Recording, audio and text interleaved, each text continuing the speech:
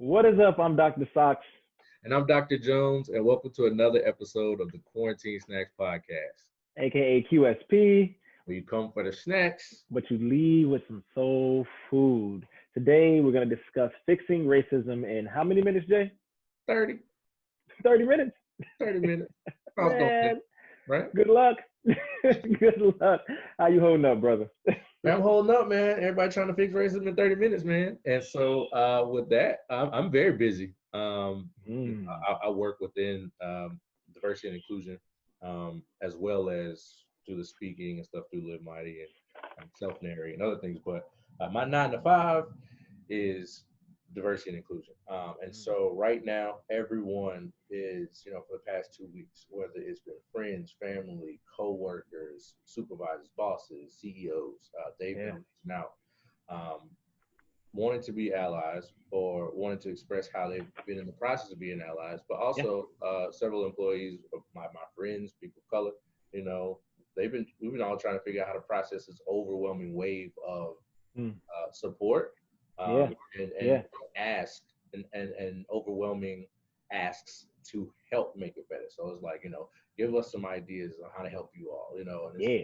so navigating that is like, it's my inbox has been flooded. My text messages have been flooded. I will slowly be Wow. getting back to each and every one of you all, maybe. And hopefully the Maybe. video might help be a response for some of the questions you might text me for answers for. So, Very uh, true. but outside of that, man, continuing to stay healthy, working out, Okay, okay. eating I see better. you on the watch. I see you all the time. Okay. I'm trying to keep up with you, bro. So I'm getting there, but just Yeah. trying to stay balanced so I can continue to perform at a high level. So that's why. Yeah, But how you man. doing, bro? Man, I'm doing all right. I think I told you recently that my dad passed, so that was a real heavy burden for me for a little bit. Had to drive out to Virginia. And I've been thinking a lot about grief. That's really got me thinking about grief in a different way. So, as you know, maybe our listeners, viewers might know by now, I'm a psychologist, and so I'm always kind of wading through the emotional world of others. And I meet grief oftentimes with my patients, right? I do chronic pain stuff. So people are always trying to process what it feels like to have lost ability, to have lost, their relationships because they can't go out like they used to, even during COVID, right? Having lost the ability to connect with others, which might play a role in some depressive symptoms and things like that. But myself, I'm trying to also deal with some loss, right? At first, I was trying to grieve Ahmaud Arbery, and then came George Floyd, and then came, more information about Breonna Taylor and Tony McDade, Dave McAtee, and most recently, I was just talking to you about the young man that we found or that was found hanging, which was Robert Fuller. So it's a lot of grief in general, and then the most important person to me, he passed. So I'm grateful to have some skills that around grief. I know that grief is a long process, so I might not look like I'm grieving today, but I am, and I might not look like it tomorrow, and I am. And if I'm crying the next day, then that's cool too. So really trying to manage that stuff, but also, like I said, kind of a collective grief that we've been experiencing, especially as Black folks. Um, so one of the things that I do when I'm grieving is I hit up Jay and I say, "What up? I got on some dope clothes. That's one thing that helps me Yeah. manage some of my stuff. Uh, and if you notice, let me put this down. Your boy got on a little something funky today. Yeah, A let me see little, what you got on there, what? little something. I see, That's brother. from my boy Jason, my boy Jason Dempsey. I think Yeah, his IG is JSNDMPSY. He's a dope graphic designer, dope artist, and he put together this design. So I had to make sure to get on board. While I'm at it, might as well show you the sneakers. two wearing today. I mean, your shirt is white and black, and I figured I'd throw on something that might possibly match the white and the gray. So I went with the dark gray 12, something I never had. I wanted a pair of 12s back in the day. I get it. They pulled up, these were in season. I actually posted it on IG. She was like, come Christmas, I ended up getting them, number 2, 3. So, yeah, man, that's what we on today. What Yeah. about you? Well, I hate you for one because you always be like, I just got something like, just something. And you gonna pull out the MJ, Dark gray. Whatever, man. What was the last dance line, right? Let's see. I'm doing all right, man. We stay trying to support as many people as we can, especially minority-owned businesses, Oh yeah. friends, family who are doing things too. So the polo that I have on is from my Okay. cousin Jermaine Harrison. He has a clothing line called Evil Do, and what I love Okay. about it is the message. Evil Do is EVOLDOOH. It's Okay. hood love spelled backwards, right? And so it's pretty dope. So he had a specific line. Usually, his most popular logo has a person Yeah. with a hoodie on. It has a zipper across the person's mouth, and Okay. the zipper's across the mouth because your actions should speak louder than your words. You should be judged based on your actions. Dope. Dope. He released an exclusive limited line with the polos. He put the bear on it, but the scarf is over the mouth. You know what I'm saying? So this was I knew I had to copy because when I'm on these Zooms, I'm in these boardrooms. Yeah. I'm wearing good love in the I boardroom. need it. I need I it. brought my whole community with me. You know what I mean? I So need I it, love it because cuzzo. the idea of you never leave where you're from. You always bring that with you, Yeah. learn from the Yeah. hardships, and you build that resilience. So it's Yeah. kind of dope, man. So Jermaine Harrison, Evil Do, uh, Yeah. great clothing line. Hat by Okay. Walmart.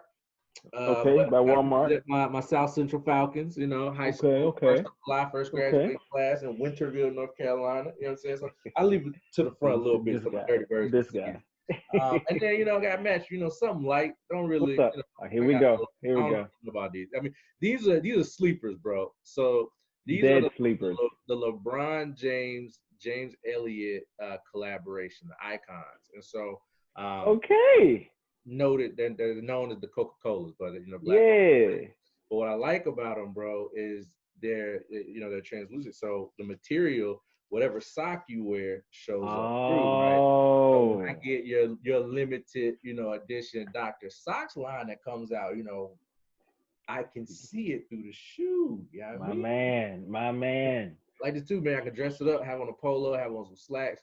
I'm at the office, still wear my LeBron. So we talked about it, keeping the culture where Yeah. we at, man. And so that's what I'm My trying to do, man. man.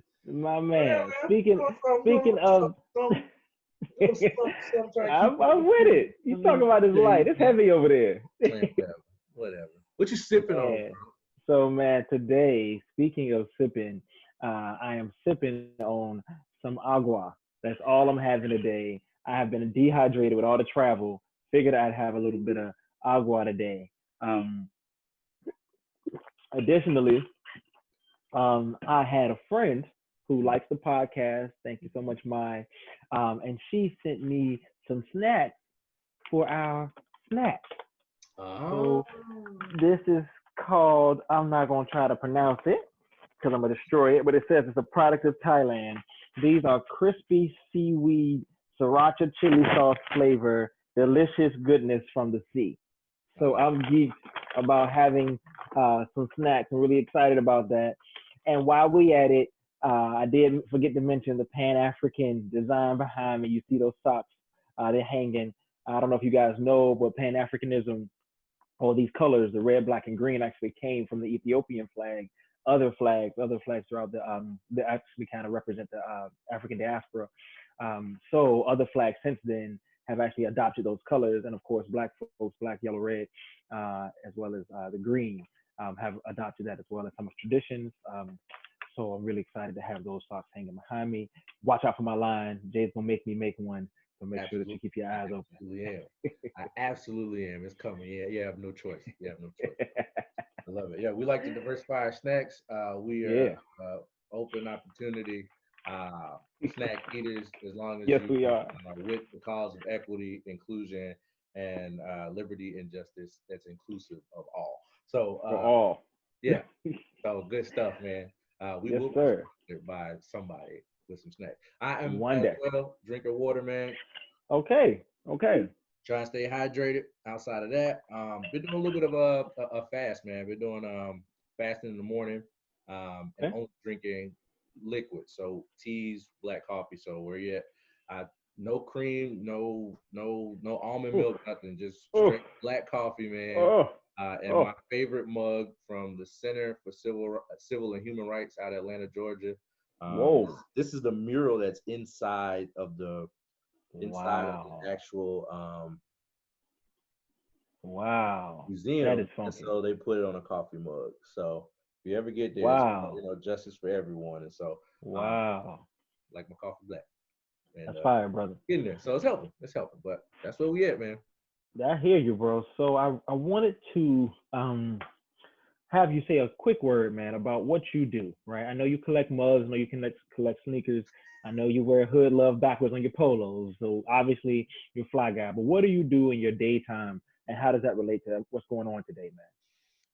What I do is I'm actually a diversity and inclusion practitioner. I'm a diversity and inclusion manager for a program for a Fortune 100 company, which means that my D&I programs touch a lot of employees in a lot of different ways, Mm. from recruitment to training to goal setting, policy implementation. I'm an extension of human resources, uh, but more of a subject matter expert. So it could include me being a practitioner, an executive coach, but it could also mean that I'm helping talent acquisition create a diverse candidate pool. So um, it's the action behind just the words of D&I, right? So Mhm, mhm. right now, my inbox is flooded from everybody because everybody wants to know, hey, I want to be out, or they're processing, Mhm, feeling right now, um, mhm. and how do I say I'm not okay at work? Like, so this Right. past 2 weeks Hmm. was already a challenge because even prior to we're feeling isolated due to COVID.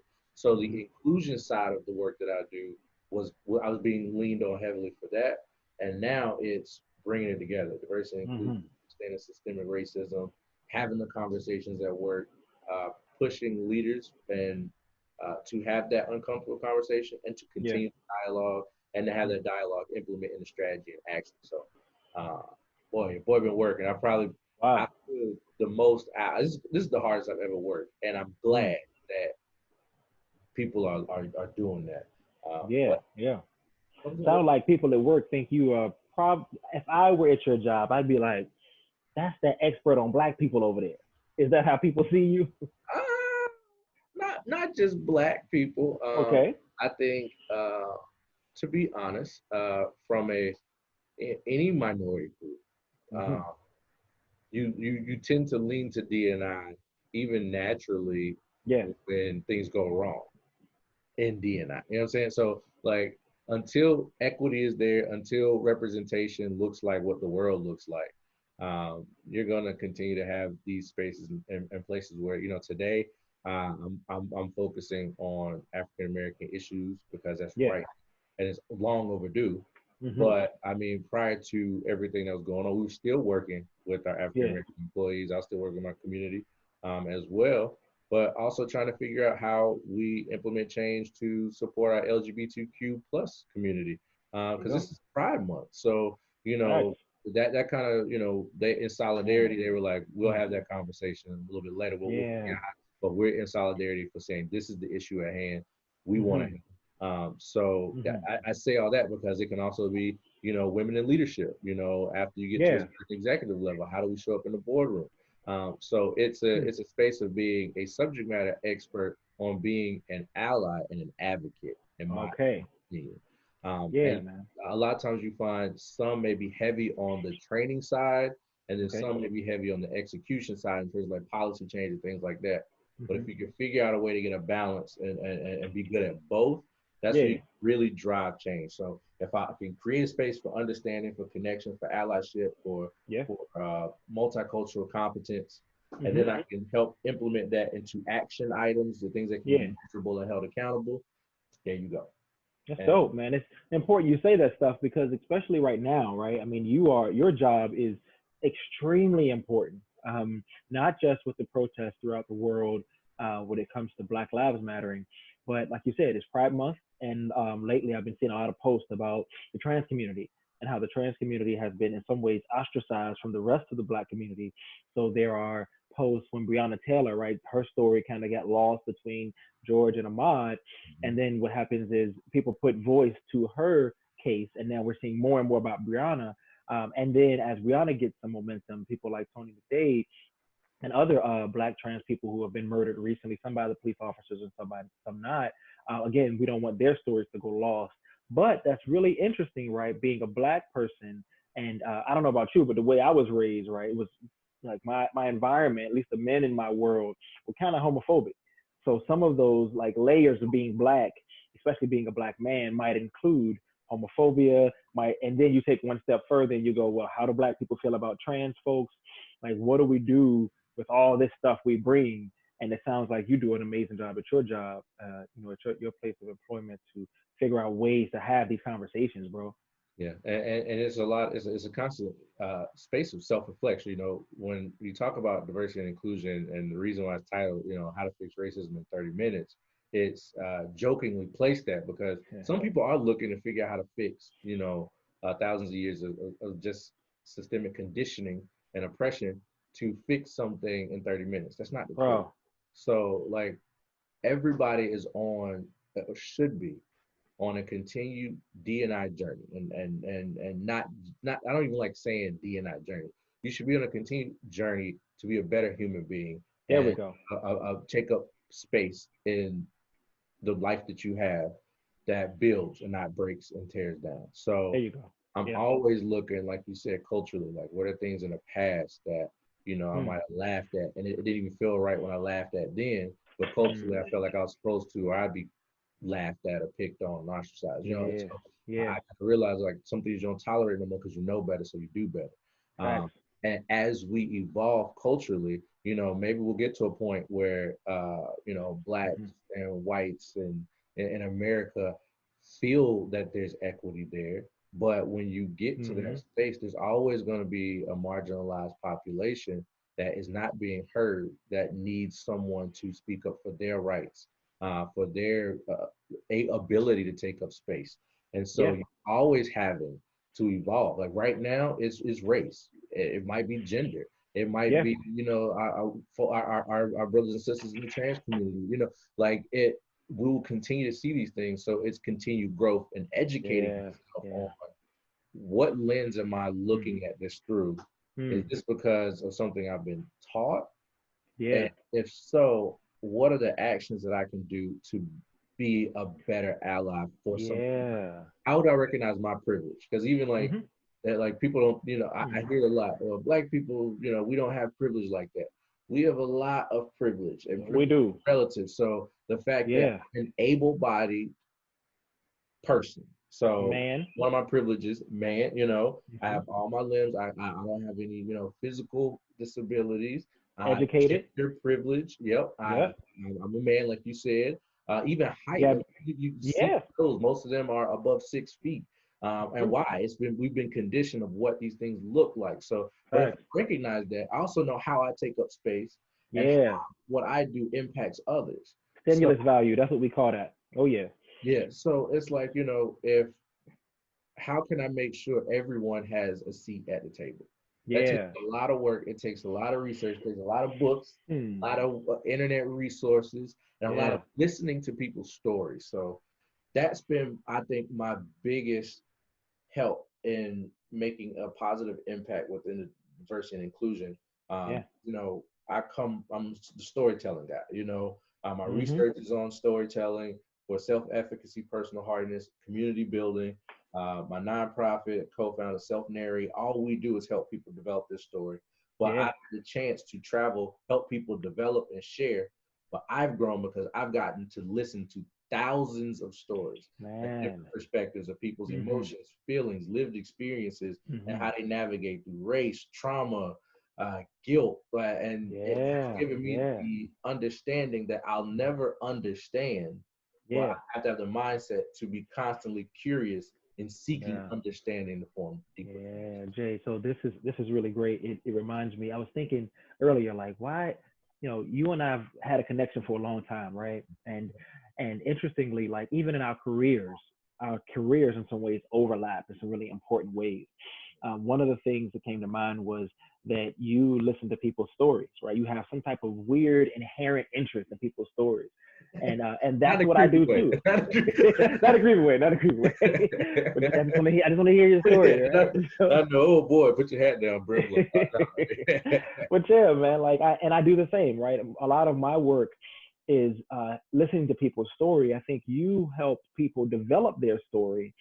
I help people move from some place of like understanding their story Yeah, to maybe doing something different, maybe understanding that what they did during their story isn't working for them anymore, maybe like it used to, and looking at their options emotionally, cognitively, like spiritually, even.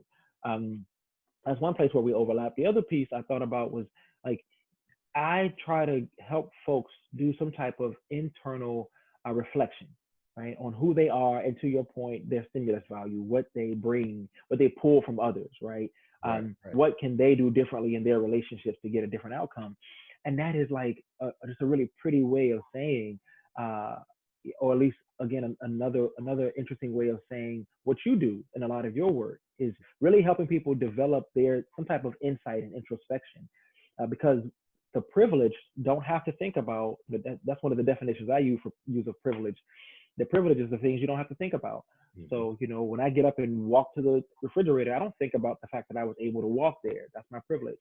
Right. Um, when I go, I gave a couple of talks on DNI a while ago. One of them was at Jacksonville State University, Hey. and when I went, um, I was I talked about having the privilege to just walk to my car at night, and being at Target and not knowing that that everybody doesn't have that privilege. That Mhm. some folks, a lot of women I had talked to, talked about holding their keys in a way where the prongs were between their fingers, so that Yep. they were able to hit someone if they had to. Something I've never thought twice about. So I really appreciate the work you do around privilege. There's something you said though when we were doing the pre-show about how we're tired. You said there are a lot of allies trying to support us, and it feels a little overwhelming. Man, say a little bit more about that.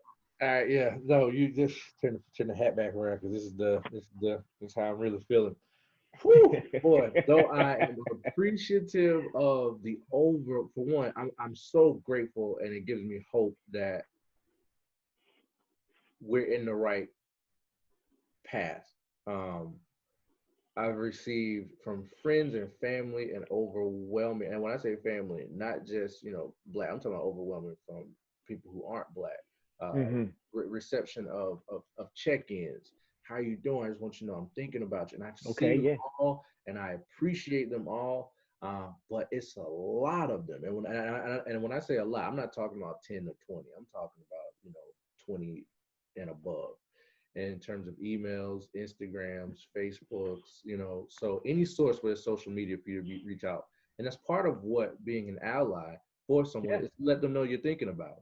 true. So it makes me feel good because as I'm trying to process being isolated due to COVID restrictions, but also processing visually seeing, it's right, visually seeing trauma over and over. Yeah, I'm not talking about like once a blue moon. I'm talking about bro, we have witnessed on videotape or through bro, documentation bro. at least 5 murders over the past 2.5, 3 weeks. In And counting, bro. In yeah, counting. and count. So um you need that emotional space to be healthy and processes. And I'm also wondering, bro, like how many of us, like, people are talking about how you can go through PTSD, and I'm not, I don't know anything about therapy Yeah, and that side of it, but yeah. I just feel that I know and being, just self-reflecting on myself, Hmm. seeing these images is not good, and also feeling like you're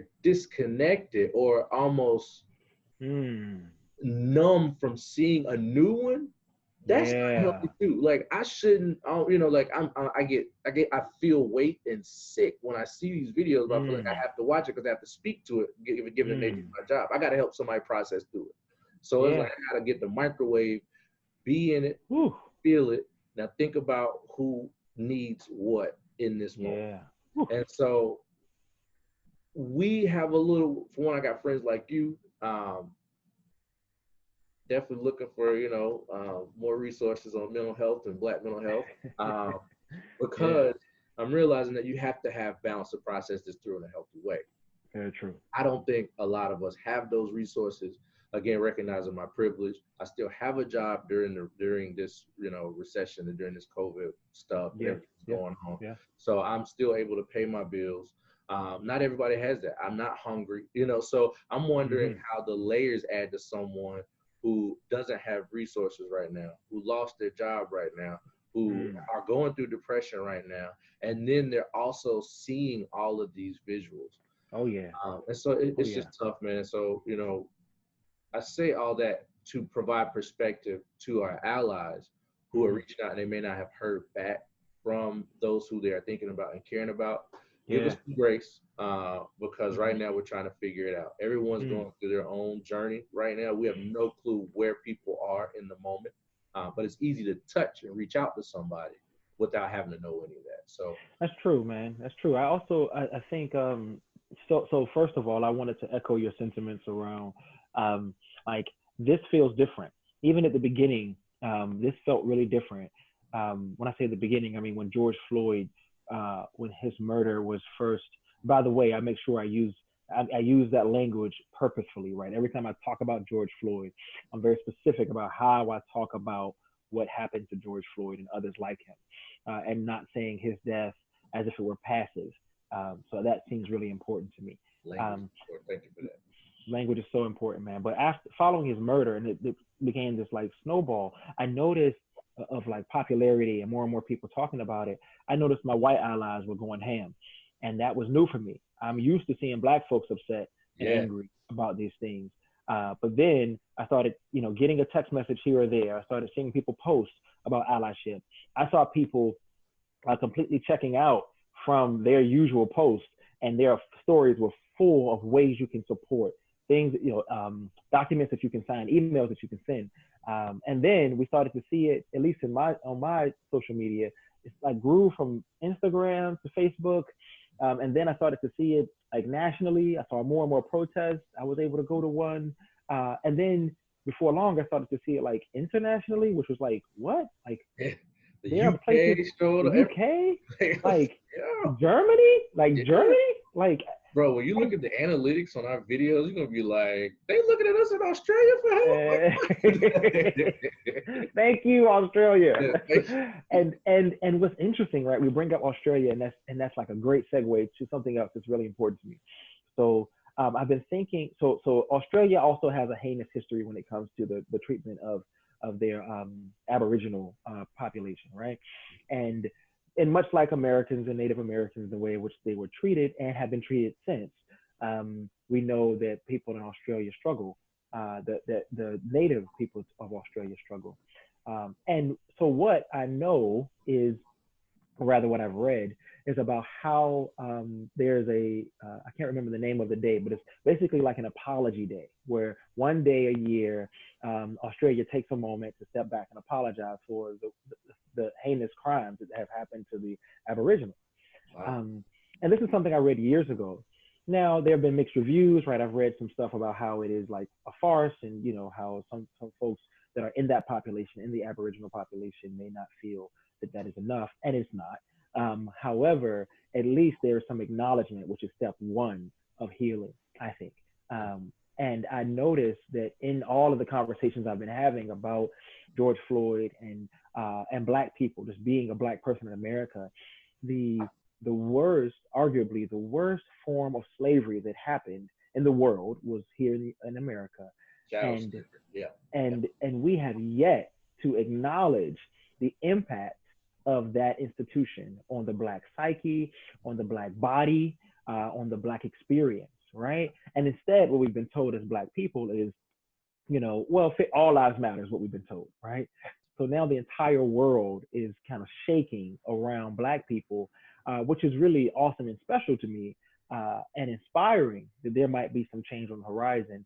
And one thing that I'm already thinking about is, what about all the other oppressed populations, right? Right. This is Exactly. about Black people, Yeah. right? But this is like to the point, right? Trans people have been oppressed for a long time. Black Absolutely. people throughout the world still experience oppression, right? Yeah. Dark-skinned Indian people, Hmm. right? And the way the caste systems are set up, these people are still oppressed. So I'm thinking like best case scenario, black people in America get some like semblance of equity. But I'm thinking like, what if we could do better than best case scenario? And what if the entire world, like these places like Germany, other places throughout the world that are protesting for us, makes me feel like even in our protests we are privileged because there are people that exist throughout the world that Yeah. are still oppressed, and I'm like, I need to march for them. Yeah, right. Right. Yeah, yeah. It's that constant state of how we show up for one another. No, I feel you, man. You know, you bring up a good point, man, because you know, like even with, you know, I am thankful that we're having the conversations right now, and how we respond to this moment, I believe sets the stage for how we will continue to respond in other spaces and places for other oppressed people. Yeah. That's why this work, for one, it's always been this important. But like you're saying, we have to also recognize and understand this work will never be done. There will Nah. always be spaces and systems that need justice. That are, you know, it reminds me of Pedagogy of the Oppressed by Paulo Freire. It's, you know, it's never up to the oppressor to find the solutions to the oppressed. Bro. So for us, we always have to be an ally to look. And, you know, when you think about the four stages, you know, when you work within DNI, you have Uh-huh. those who are your activists, those who are your Mm-hmm. allies, those who are your guides, those who are your teachers, right? And so Mm. within each realm, you fit into one of those four. Pull them in a little bit more where you could be all four, you know. But in this case, Yeah. we're talking about allyship, and so Mm-hmm. the key thing with that portion of the four is Yeah. being in a constant state of asking. You know, it's a constant state of, I Mm. don't know the answer because it Mm. didn't happen to me. I don't say that it didn't happen or it's not there. I'm Yeah. asking, how do I show up? How do I Yeah. create a space for you for equity? But I'm also researching on my own, so I don't have to ask as many questions. But Yes. that oppressed population has probably been yelling for some time to hear them. So Bro. That where, term you said, what is that term you said? It was the black tax. That's what it was. What it yeah, was. yeah, man. Yeah, man. It's kind of like, you know, right now in America, we're seeing that the black tax, and we're seeing it from allies inadvertently. So this is another part where people have to understand that inequality, if you're from a business, affects your bottom line. You know, from any organization, your organization will not thrive the way that it should Right. if equity is not ingrained into that system, Mm. right? Mm. And so when we talk about the black tax, some people say the invisible tax because everybody can feel it at some point Okay. in time. Okay. But I'm going to specifically focus on the black tax because Black tax. we are black, Yep. we black, and we're feeling it real hard right now, right? Right. So we're dealing with being overwhelmed with support, right? We're Mm-hmm. also dealing with how to process our emotions and our feelings. Right. We're also having to work still on our nine to Right. five. And Facts. for many of us, we may be the only within those spaces. Mm-hmm. So the feeling is the expectation, Mm-hmm. intentional or unintentional, by being an only, to learn more about that only's culture is you may feel the invisible tax to be the subject matter expert. You may have to process emotional space outside of work and still trying to figure out how to show up. Where like, Yeah. so people have to understand that, you know, where there's inequality, those who are fighting that on a daily basis are paying this invisible tax. So you think about it. We were at our programs, right? I think about it. Uh-huh. We were at programs where there were few African Americans to reach that level of education. What's the True. first thing that happened when you find out some more black folks apply to your program? Man, like magnets. And, Boy. and Boy. look, and what did you do? Whether what you were asked to do or what you're programming as a person Man. of color to try and bring more up into this space Oh with yeah. you, where you're Oh an yeah. what are some of the things you did Oh that your yeah, man. counterparts didn't do? Absolutely, man. I mean, we would sit around and we would have like Friday nights we'd get together and kick it. I was talking to somebody about this recently, right? You had to have like levels of friends, right? You had your friends in the program, Mhm, and you had your friends that were in other programs, and mhm, you had your friends that was like all the way across the campus, but all of them was black. So I mhm, could sit around and talk about my program, whether it was drinking, whether it was talking, whether it was like playing games, celebrating somebody's birthday. I mean, it could be, and some of those conversations were like, sitting down, hey man, I need help writing, right? So I know you're not even in my program, but I need to sit down and write with you. I Yeah. mean, we would get really creative with like, how in the world do we find support? But I had something in me, right? And you too, that felt like I've got to find people who understand my experience, who might be, like you said, at this level of education. And there was something inherent in us that said, I need to find people of color who can help me get through this difficult time. But to your point, it's all privilege, right? Yeah. I mean, it's a privilege to have to find support in a PhD program when only 1% of people have PhDs. Right. And some of those, hell, even things like finding emotional support. I had some stuff going in grad school where I had to make some changes from one advisor to another, and it's like, man, like how do I find support around this stuff? But I had the support to help me find the support, and that's where I feel it's like, I don't know if you find this, but like that slippery line between feeling privileged and feeling guilty for being privileged, right? And that, I think, one of the terms we use for that when it comes to race is white guilt. And maybe there's some like educational guilt, so it's I guess what I'm getting at is that Survivor's guilt, survivor's remorse. Yeah. there we go, survivor's remorse, exactly. And exactly, think about people in the hood that didn't make it, right? Guys who were gunned down, who didn't even get out of their neighborhood, right? So, and here I am, this educated person. One thing you said to me a while ago was like like feeling bad for having the platform doesn't help. The way you get through that white guilt or survivor's remorse, as it were, is doing something with your platform. Right. Hence this podcast, right? Um, Speaking of like that platform, I wanted to talk a little bit about like what can we give people, right? People are always asking me at my job, whether it's an individual patient or all these asks that I'm getting, what can we do to help Black people right now? And I Yeah. think this might be a really good platform to like once and for all, hey, here are some resources. Yeah. What are your thoughts, Jay?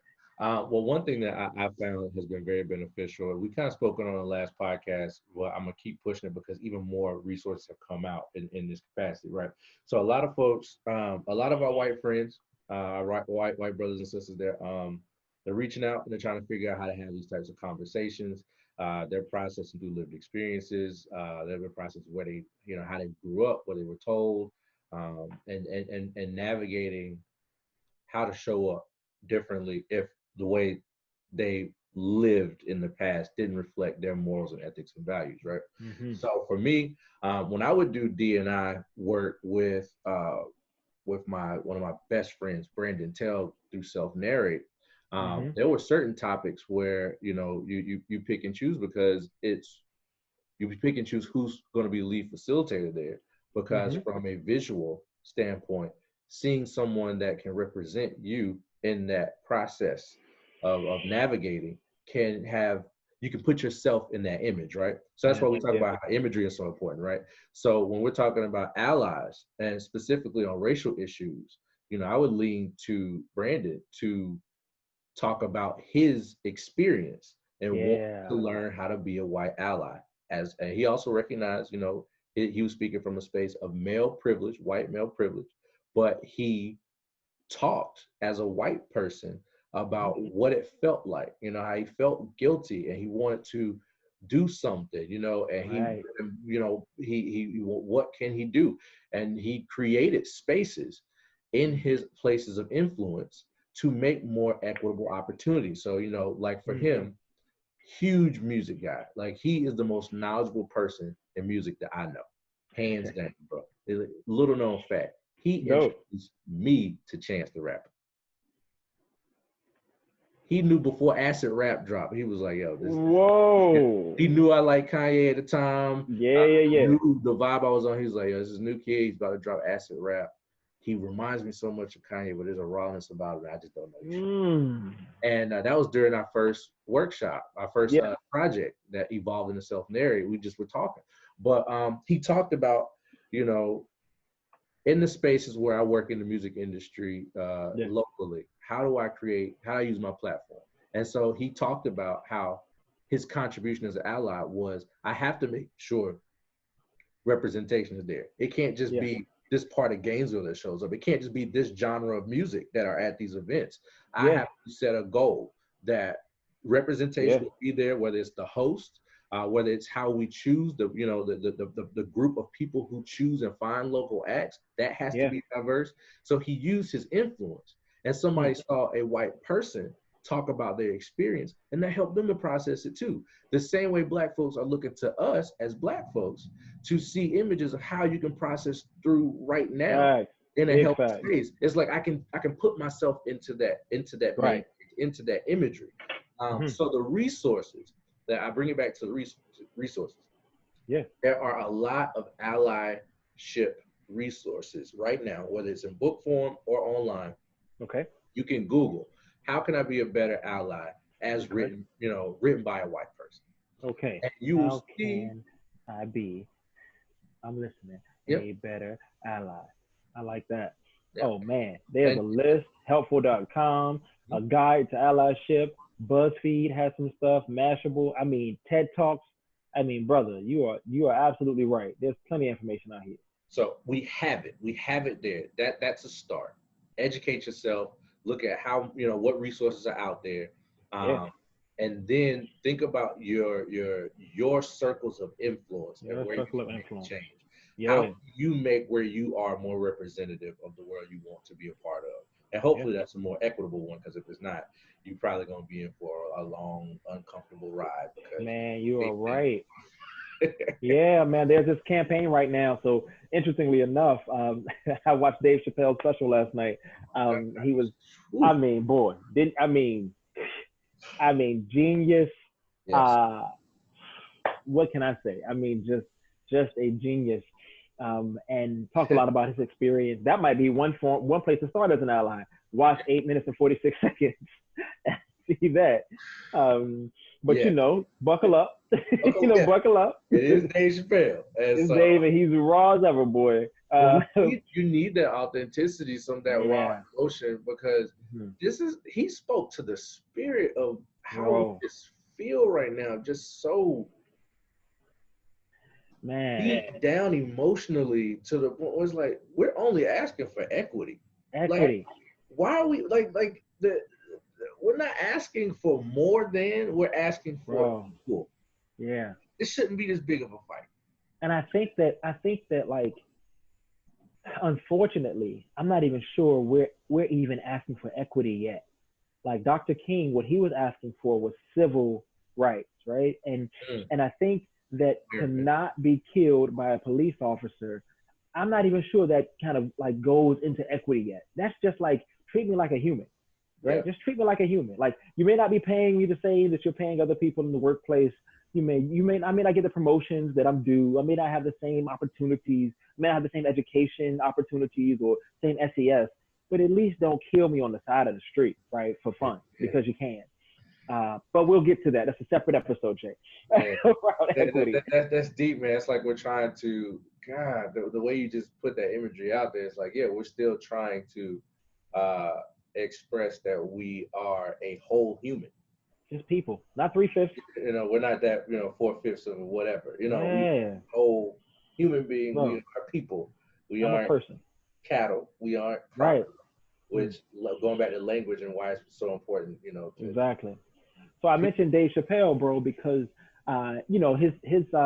his special was like very impassioned, very enraged, which I really appreciated. But one of his take home messages, if you remember, was who cares what Ja Rule thinks, right? Who cares what Dave Chappelle thinks right now, right? You guys in the streets, I saw a video today about a woman who was put in a police car during a protest. Gosh, I can't remember where, but the protesters surrounded the car and wouldn't let the police officers go. And the police officers actually let the young lady out of the car, right? So this was huge. But to Dave Chappelle's point, that like the people are speaking right now. They don't need Dave Chappelle.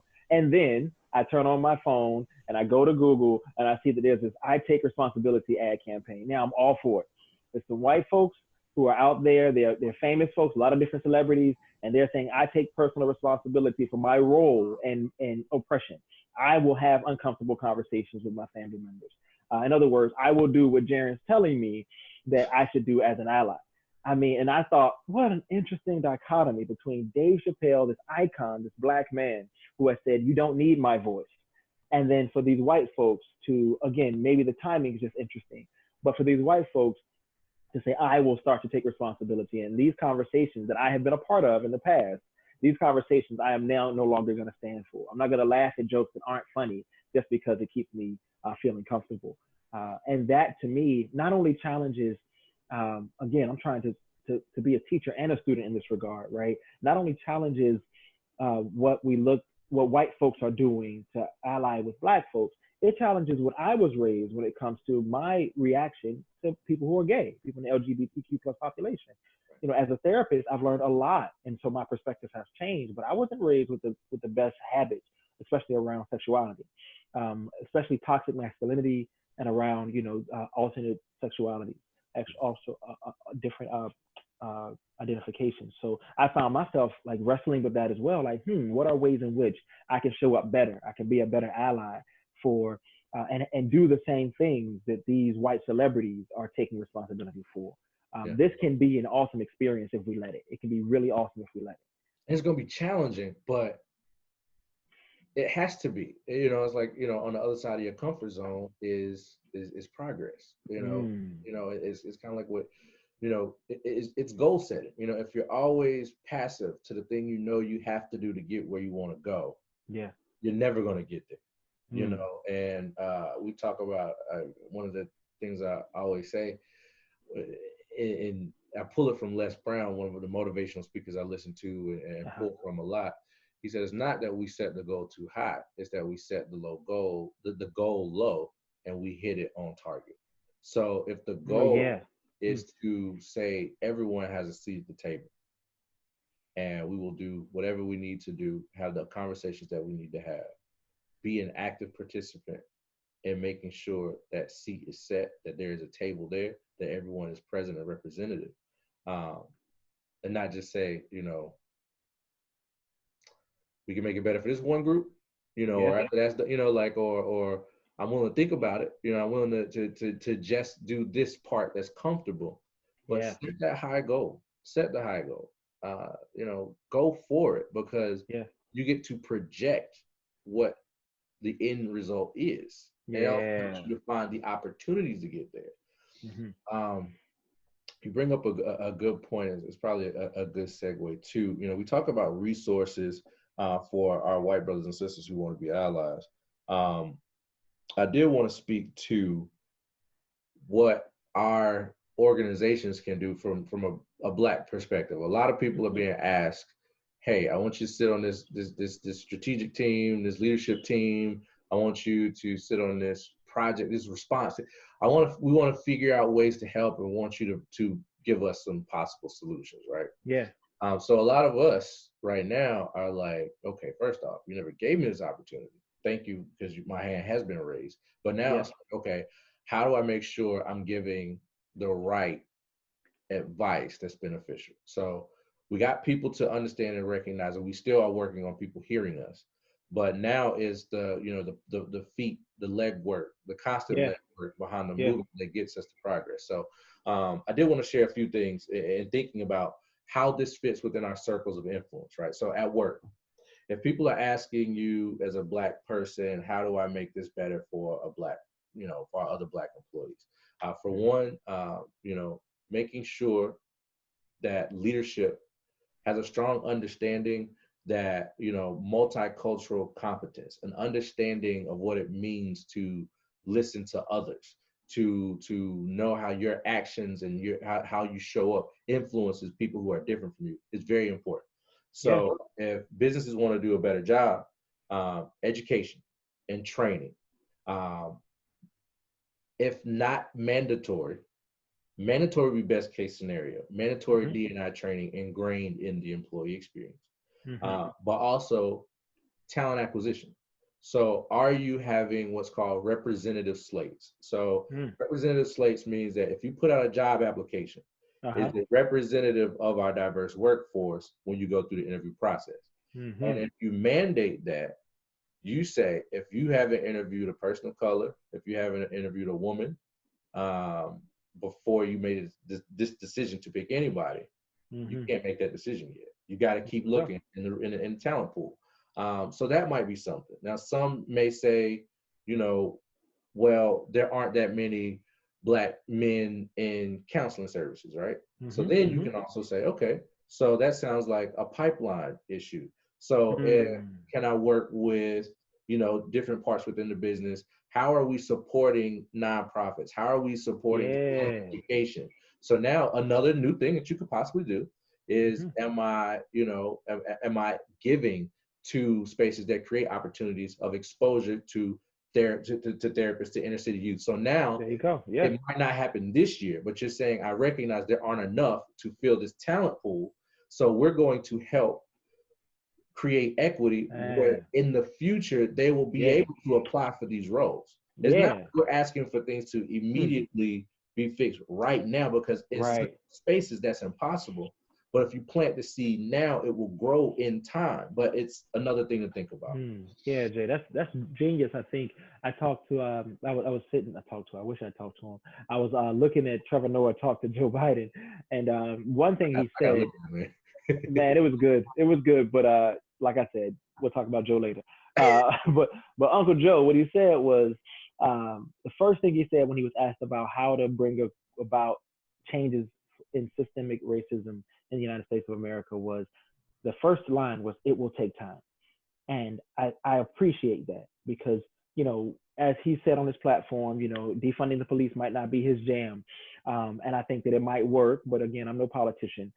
But the point here is that at least he understands that if we as Americans have such a heinous history, and now in 2020, we're finally starting to give some voice to the fact that this history has impacted people disparately, then it may take time to fix that problem.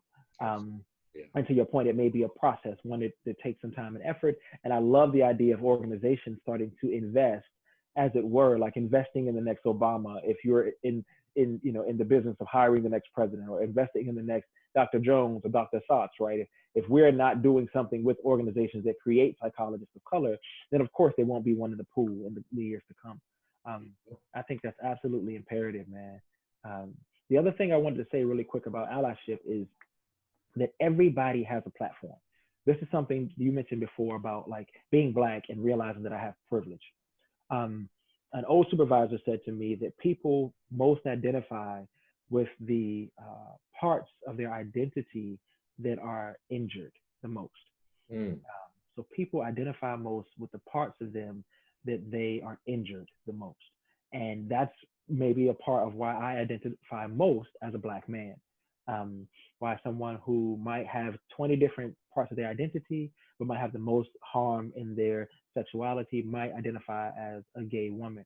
Um, so I think that we can use that, right? It doesn't have to just be something that holds us back. Because to your point earlier, not only am I a black man, not only do I have statuses of which are marginalized and or oppressed or historically oppressed, I also have privilege. We all have privilege and marginalized statuses. We can tap into those privileged statuses. We can recognize our platforms. It doesn't have to be Dave Chappelle's platform, right? It can be our own. It can be our IG pages. I told you someone sent me essential oils because they just wanted to see if they could just kind of pour into my life a little bit, right? They sent me a quick prayer and some essential oils. And I was like, man, it's funny because in the message they were like, this is something that white people just shouldn't enjoy. And I was thinking like, yeah, I like essential oils, and I've had them in the past, and I agree with you. Yeah, okay, I got them, and I got my little thing. I'm gonna roll it on me, you know what I'm saying? And my girl do this thing like this and put on her head and stuff. Like, cool, I'm with it. I want to smell the oils to bring me down. You make me feel a little calmer. Um, another ally hit me up, and just on some regular stuff, man, was like, hey, I'm sure you're stressed out right now. I know you're working with patients. Let me buy you a coffee. And I'm not saying everybody needs to Venmo me, but if you want to, I ain't gonna stop you. I'm just saying that, find some creative ways, yeah. to do some allyship. That thing about YouTube we talked about. Go to YouTube, type in Black Lives Matter playlist, let it roll, and all the ads will be donated to the organizations that help out with Black Lives Matter. I mean, there are some really creative ways to give your time, your money, your energy, your expertise, and your IG profile, your conversations. They don't cost a thing to tell, your uncle who, been racist since you were born that, hey, unc, that's a little weird. I don't like that. That joke's a little funny, right? It don't cost you a penny. Right. Yeah, man. And we can do the same. Like I said, if I'm around somebody and they're like, man, look at this gay dude. I'm like, whoa, whoa, whoa. I remember telling my dad that, man, before.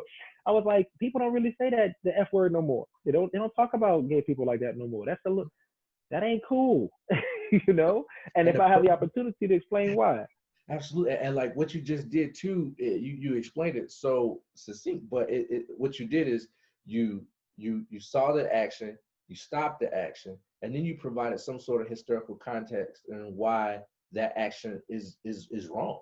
You know what I'm saying? It's like Yeah, we don't bro. say that. Like that's not the way this goes. And then even to be able to pull like, yo, that's a derogatory thing that puts someone down. Yeah. That that's not how we represent. That's not how we show up. You know what I'm saying? And so that is part of being an ally, is being stepping up and stepping in front of, and not even looking Mm-hmm. for credit. Because a lot of times when you're stepping up and speaking too, there is that fear of being ostracized. There is that fear of not being Facts. included back into the room. But at the Yeah. end of the day, do you want to be a person of regret or a person of authenticity? You know what I'm saying? And Mm. so when we talk about, the Mm. leadership traits of an inclusive leader, that's one of them. It's self-awareness. You got curiosity, intellectual empathy, and courage. And so that really speaks to the courage Man. part of it, man. I would rather be remembered for my authenticity Yes. to create inclusive spaces than to feel like, dang, I wish I had said what was Yeah. on my mind, because I felt like we Yeah. left out a group of people. Man. I feel like I Man. might have saw a friend Mm. get hurt and I didn't speak to them and make them Yeah. Yeah. feel Yeah. they had support, and Yeah. I ain't No, living it. what you're talking about, man, really really involves a lot of bravery, a lot of courage, and I want to also give voice to the folks who are not there yet, right? There might be some folks who that might be where they're aspiring, but that might not be where they are now, and that's okay. I think it was you and I that were talking about like some folks like their role in the revolution might be going to work, Yeah. right? It Yes. might be just that. Your role might be showing up, like you said, just going to work and being the only black man in my office might be my version of protest, right? And I think you finding creative ways for us, all of us, right? Whether you're an ally or you're going through it right now, finding creative ways to use whatever platform you have in order to get creative. Like, how can I have, even if it's one conversation, how can I chat with somebody about this stuff? Jay, I think we're out of time, brother. Yeah, you're right. You're right. We out of time, man. I'm probably going to speed this up a little bit so it might sound a little fast because I want to get in that hour so we can post it on IG Live. But Okay. there's more content. We'll stop there, and Yeah, man. we'll continue it in episode 6 of the Yeah. podcast. And yeah, absolutely. And I think we're at 6. This is 5. I want to make sure folks know that they need to email us at quarantinesnacks@gmail. Where do they find us on IG, Jay? Uh, Great question. Because we uh, just made all of these, and so IG. got it. All right. So on IG is Quarantine Snacks Podcast. Okay. How about Facebook? How do they find us? Quarantine Space Snacks Space Podcast. YouTube. How do you find us? Quarantine Space Snacks Space Podcast, just like Facebook. And Twitter. How do they find us? Twitter, for some reason, people just like quarantine snacks, so we couldn't find the regular one. So it is the QSP altogether. Yeah, absolutely. So this is Dr. Socks, Dr. Jones. and keep snacking. Peace. Hey, y'all. Peace.